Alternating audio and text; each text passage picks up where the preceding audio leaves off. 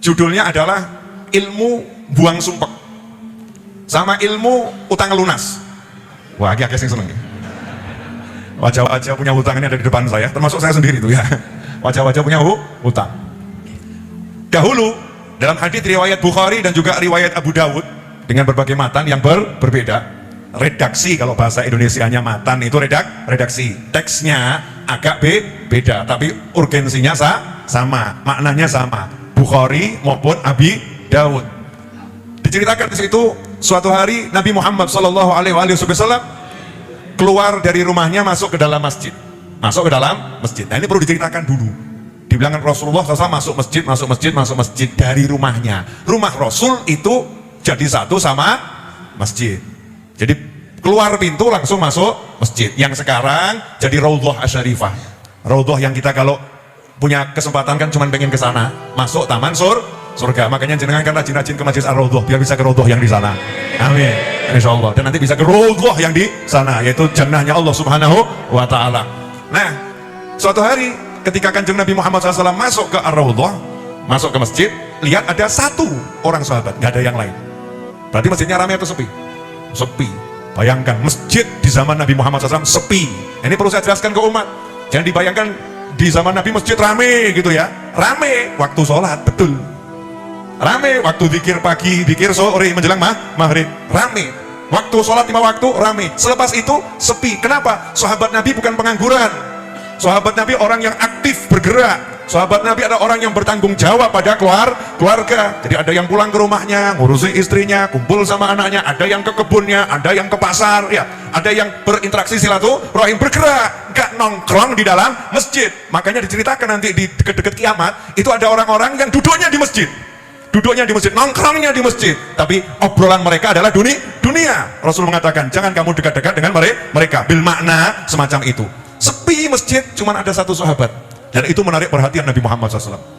Langsung disamperin, empati. Itu namanya empati. Itu namanya peduli. Dicari tahu, kenapa kamu ada di sini?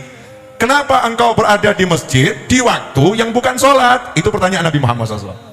Artinya ini pasti ada sesuatu yang urgent, ada sesuatu yang penting, ada sesuatu yang menyebabkan sahabat sampai nggak bisa di pasar, nggak bisa di rumah, nggak bisa di tempat saudaranya, sampai nggak bisa di sana, sampai harus berada di dalam masjid.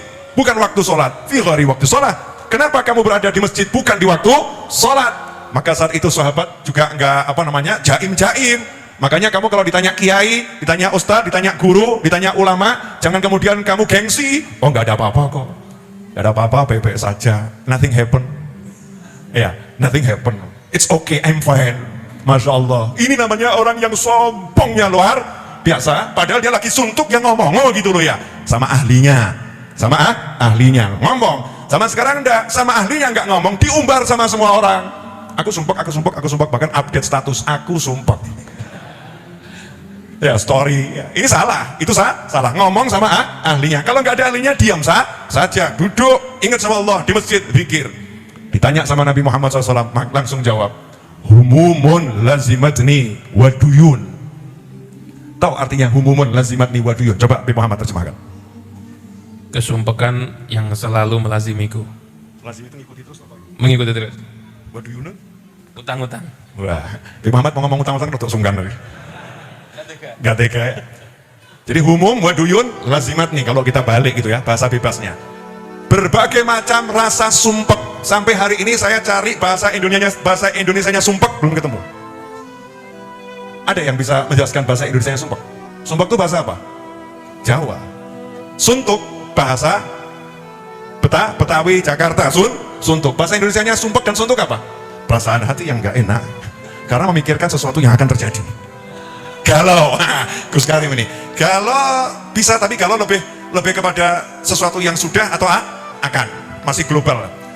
Saya kok paling cocok Gus, Bun. Ini kok muanteng ya. Sumpek, galau, resah, gelisah, apalagi gundah. Ya gundah. Tapi nggak bisa mewakili kata sumpek. Sumpek itu ya galau ada, resah ada, gundah ada, gelisah ada, humum. Bukan satu. Humum, ham itu cuma satu. Kalau humum berarti banyak. Kalau bahasa Indonesia bebasnya pol-polan ruwet mumet.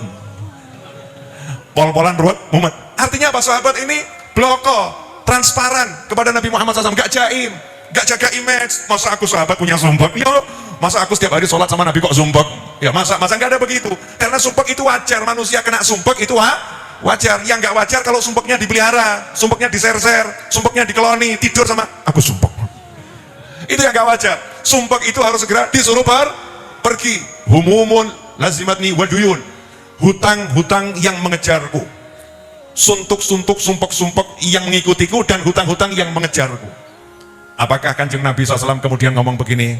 Ya makanya jangan kebanyakan hutang. Kira tuh kurang ajar wong sing nasihati kanjeng kaya ngono kuwi. Sudah tahu temannya banyak hutang kok bukan diselesaikan masalahnya, tambah kupingnya temannya dikasih omong yang gak enak. Makanya jadi orang jangan kebanyakan hutang. Kalau udah begini gimana kamu? Ini gak nyelesain masalah, tapi membuat orang itu semakin terbebani masalah. Nabi SAW gak mengatakan sana keluar kerja cari duit. Kenapa? Karena paham sahabatnya semua orang yang suka kerja. Nah kamu tahu keluargamu, sahabatmu biasa kerja macam-macam, kemudian sumpek karena hutang dan lain sebagainya, kok bokain nasihat tok gitu ya. Nasihat tok. Salah. Nabi Muhammad SAW lagi nggak punya duit, duit, jadi nggak bisa kasih duit. Kalau punya duit, coba lihat sikap Nabi Muhammad SAW. Ada yang mau saya luruskan bab hutang nih? Boleh? Ini belum ceramah loh, belum. Om juga nggak pakai ceramah. Ini nyantai ya. Jadi nanti kalau ada yang punya kepentingan mau jalan, silahkan ya. Karena kan banyak di sekitar kita ini mungkin yang hadir, mungkin lagi ada kepentingan, sempatkan hadir, pengen ngambil barokah, ya boleh lanjutkan, gak jadi masalah. Mungkin yang mau melahirkan mampir ke sini, lo mungkin tuh ya. Siapa tak tahu? Wallahu alam, gak ngerti. Jangan kemudian diempet-empet lahir di sini masalah, saudara-saudara. Akhirnya jadi masalah. Bebas, ini majelis bebas, santai, jangan sungkan. Kawan-kawan saya nggak pernah kalau ada orang kemudian keluar meninggalkan majelis dipikir aneh, paham semua. Saya kalau lagi punya kepentingan ya tak tinggal, tak serahkan statis, lanjutkan, saya tinggal. Karena kita lebih tahu dengan kepentingan kita masing-masing. Boleh dilanjut? Nah, asiknya di sini. Jadi sahabatnya Nabi Muhammad SAW itu orangnya semangat kerja, semua bergerak. Makanya Nabi SAW nggak nasihatin, silakan kamu kerja, silakan kamu cari duit, silakan kamu. Apa petunjuk Nabi Muhammad SAW? Langsung masalahnya diselesaikan. Selesai masalah. Mau tidak kamu saya ajari satu kalimat, kalau kamu baca sekali di pagi hari, sekali di sore hari, Allah akan membuang, menyingkirkan sumpek-sumpekmu, dan Allah akan lunaskan hutangmu. Coba kalau Gus Karim ngomong begitu, Habib Novel ngomong begitu, Habib Muhammad ngomong begitu, jawabannya jih tunggu Gus, wirid, tapi lunas pun kapan? Ada enggak yang model begitu? Wirid ya wirid, doa ya doa Gus, tapi lunasnya kapan? Ini sekedar doa nggak cukup, masya Allah. Sekedar doa nggak cukup, jadi meremehkan yang namanya doa. Naudzubillah min dzalik. Sahabat nggak semacam itu. Nabi Muhammad SAW mengatakan, maukah kamu saya ajarkan satu kalimat? Kalau kamu baca sekali di pagi hari, sekali di sore hari, menarik. Rasul nggak mengatakan kalau kamu baca 1000 di pagi hari, 1000 di sore hari. Wah, ini seksa saudara-saudara. Wes mumet ngeluh mau copeng sewu. Masalah atau gak masalah? Masalah karena mungkin apa ya, mampu saya menyelesaikan 1000 kali, waktunya bagaimana, bla bla, sulit. Adin yusrun. Rasul mengajarkan agama ini mudah, jangan dipersulit. Apalagi orang yang lagi kesulitan, orang lagi kesusahan, maka dikasih suatu ajaran yang ringan. Satu di pagi hari, satu di sore hari. Allah menyingkirkan sumpekmu, Allah melunaskan hutangmu. Nggak ada kata-kata kamu nanti akan mampu menghilangkan sumpekmu, kamu nanti akan mampu melunaskan hutangmu. Nggak ada. Kenapa? Karena nggak ada yang mampu kecuali Allah Subhanahu wa Ta'ala. Diajari untuk semua dikembalikan pada Allah Subhanahu wa Ta'ala. Ini penting. Ini akidah Ahlussunnah wal Jamaah. Allah, jangan ada yang lain. Sahabat ya jawab bukan dengan kata na'am. Na'am itu ya, tapi jawabannya bala. Oh tentu mau ya Rasulullah. Bukan dia mau banget. Bacalah kalau pagi dan sore, Allahumma inni a'udzubika minal hammi wal hazani wa a'udzubika minal ajzi wal kasali wa a'udzubika minal jubni wal bukhli wa a'udzubika min ghalabatid daini wa qahrir rijal. Selesai, pendek. Ya Allah, aku berlindung denganmu. Wah, coba bayangkan, kita dikejar-kejar utang, terus kita minta tolong sama satu penguasa, raja dia. Saya untuk ngadepi utang ini dilindungi sama raja, urusanmu sama raja, beres enggak kira-kira? Beres. Nah ini kita ngomong, Allahumma inni a'udzubika, ya Allah aku berlindung kepadamu dari rasa sumpek dan rasa sedih. Sumpek sama sedih, aku berlindung denganmu, dengan kekuatanmu, minta tolong sama kamu ya Allah, singkirkan semua ini. Dari rasa lemah dan rasa malas, dari rasa takut dan rasa kikir.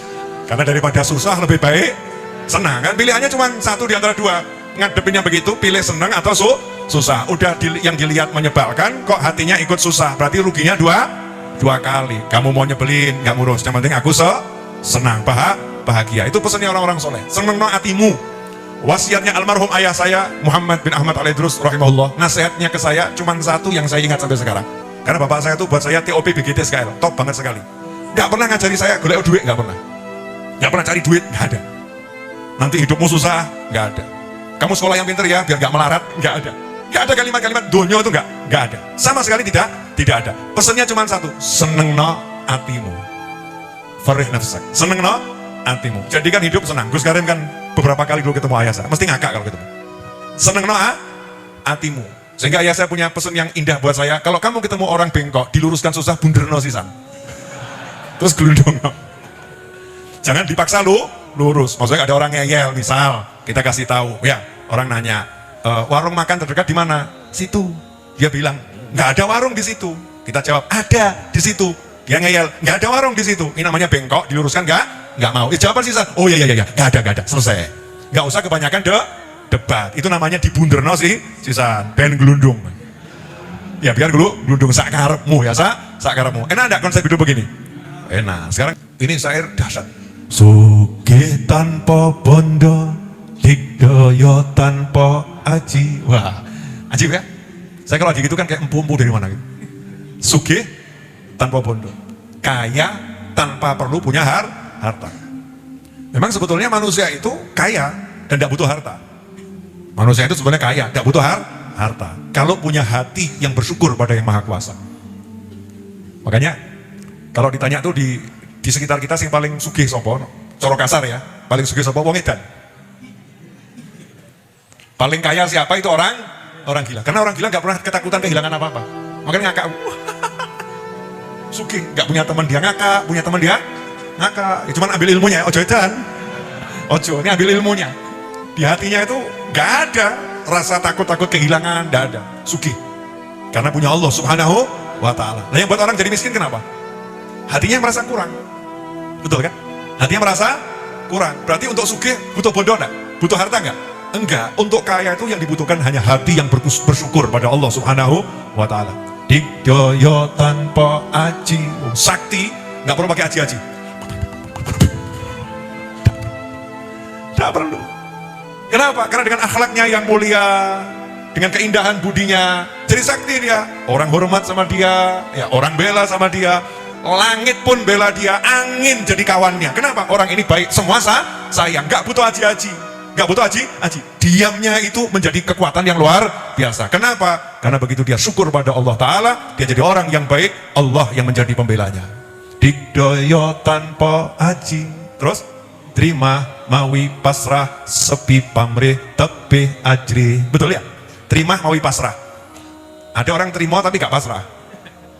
Ya saya ikhlas gak kepilih jadi wali kelas, ketua kelas. Ikhlas saya gak kepilih ya, tapi gak pasrah.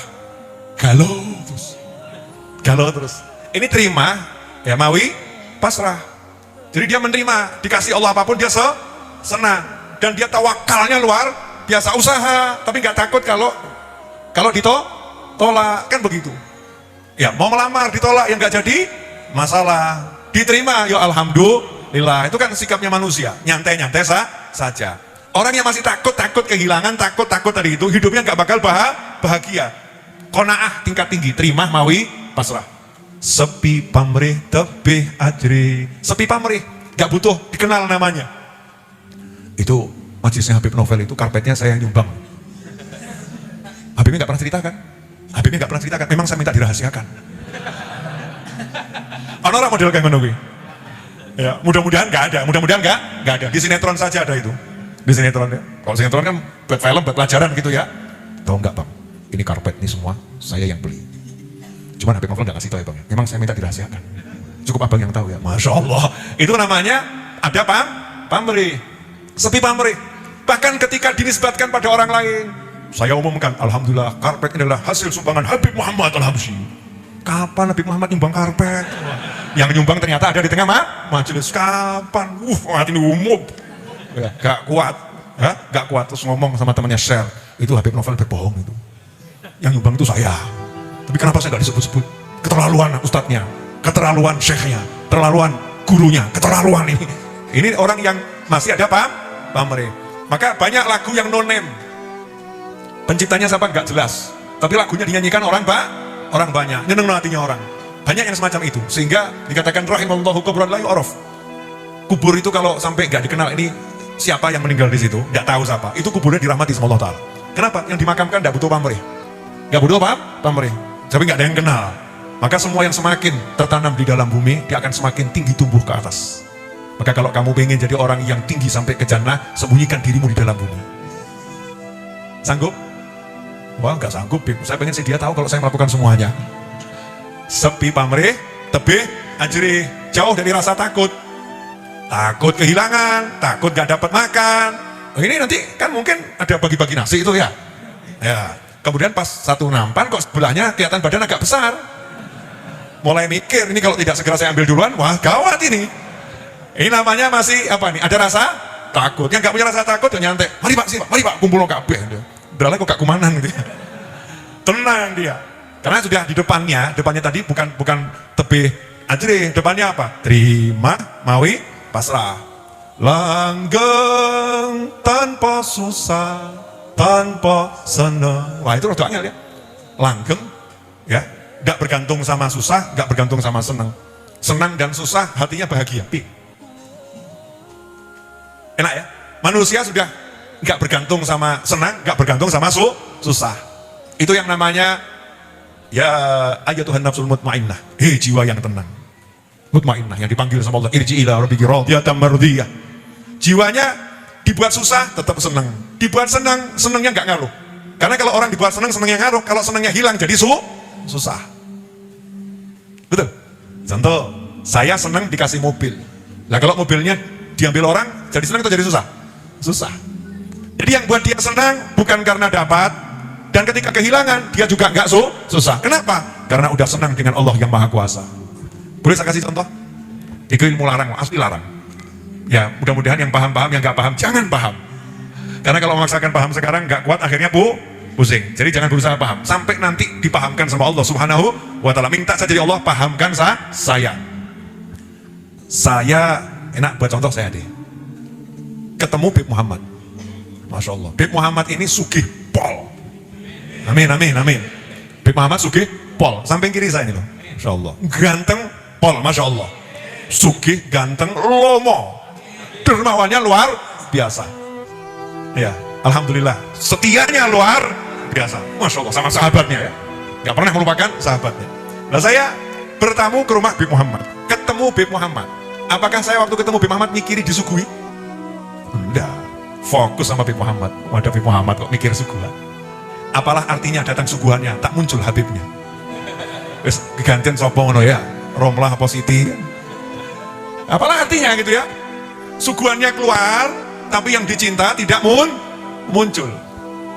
Tapi begitu yang dicinta itu muncul, suguhannya keluar, suguhannya kemudian dikasihkan orang, nggak jadi masalah. Kenapa? Sibuk dengan yang dicintai. Enak atau nggak enak? Wah enak. Nah kok delala, udan terus, bocor, kena air dari atas, buah gitu ya. Apa jadi susah kita? Enggak. Kenapa? Sibuk nyawang yang dicinta. Ini hanya orang yang pernah merasakan yang paham. Yang belum pernah merasakan ya diterang, ya gak paham. Contoh Zulaikha sama Nabi Yusuf alaihissalam. Betul ya? Zulaikha. Nah itu wanita-wanita yang lihat Nabi Yusuf itu karena terpana menikmati keindahan Nabi Yusuf, ngerajang tangan tetap ngakak. Karena anteng manteng, gak bergerak, pandangannya hanya pada Allah Subhanahu wa Ta'ala. Allah. Yang dilihat Allah. Jadi begini loh, sesuatu angel. Moga-moga awakmu paham. Bib, tolong Bib, tolong Bib. Kurang banter Bib. Nah apa lu Bib mbak Tiko. Masya Allah. Dicubit, sakit. Dicubit sakit. Terus tak delok, yang nyubit Bib Muhammad. Lagi Bib gitu. Lagi Bib, betul kan ya? Itu kalau yang mencubit, yang mencintai, mungkin ya sakit. Sakit wajar ya. Begitu delok, loh dia, ayo nih. Please nih. Saya rata suwe demoi. Ya, kalau perlu jangan langsung cubit. Ya, klitik-klitik saya cubit gitu. Masya Allah. Nah orang-orang soleh itu Setiap kali ada musibah, yang dilihat Allah yang ngasih. Idza habballahu 'abdan ibtalah. Allah kalau jatuh cinta pada hambanya, hambanya dikasih musibah-musibah sebagai ujian. Banding gembos langsung mesem. Terima kasih ya Allah. Terima kasih ya Allah. Wong edan apa wong waras? Saya mau nanya, orang gila atau orang waras? Ini orang waras. Masalahnya orang waras model begini di zaman kita dianggap gila karena terlampau banyak orang waras yang ternyata orang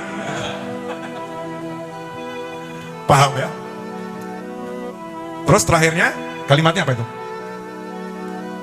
Anteng manteng, sugeng jeneng. Akhirnya namanya jadi haru. Namanya jadi bau. Di bumi nggak dikenal, tapi di langit terkenal. Kenapa? Fokusnya kepada Allah Subhanahu wa Ta'ala. Nah, ini dari saya.